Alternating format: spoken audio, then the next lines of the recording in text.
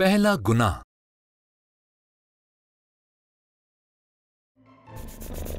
आदम दुनिया में पहला मर्द और हव्वा पहली औरत थी।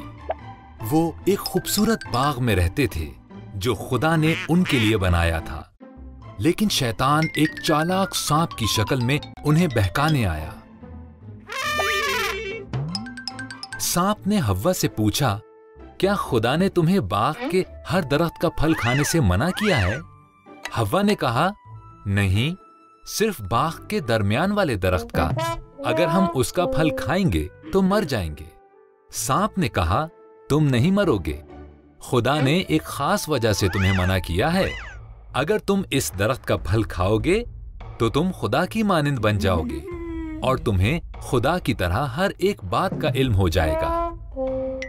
हव्वा ने वो फल खाया और आदम को भी दिया जो उसके साथ था, और उसने भी खाया और उन्हें फौरन ऐसी बातों का पता चल गया जो वो पहले नहीं जानते थे।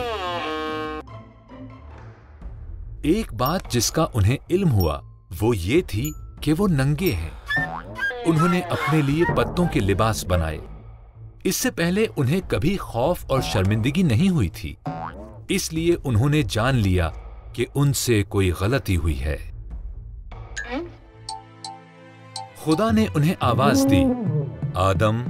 फिर उसने कहा, हव्वा। आदम ने कहा, हम छुपे हुए हैं क्योंकि हम नंगे हैं। खुदा ने कहा, क्या तुम्हें मालूम है कि सिर्फ फल खाने की वजह से ऐसा हुआ है? आदम ने इस बात का हव्वा पर इल्जाम लगाया और हव्वा ने सांप पर। खुदा ने सांप से कहा, तूने ये किया इसलिए तू पेट के बल चलेगा और औरत की नस्ल से पैदा होने वाला तुझे शिकस्त देगा। हव्वा, तू दर्द से बच्चे जनेगी। आदम, तू सख्त मेहनत से पैदावार उगाएगा।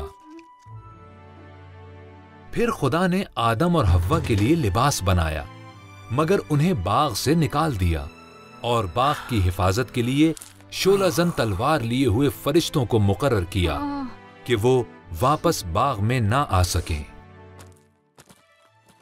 बाइबल ऐप बच्चों के लिए, इस ऐप को फ्री डाउनलोड करें।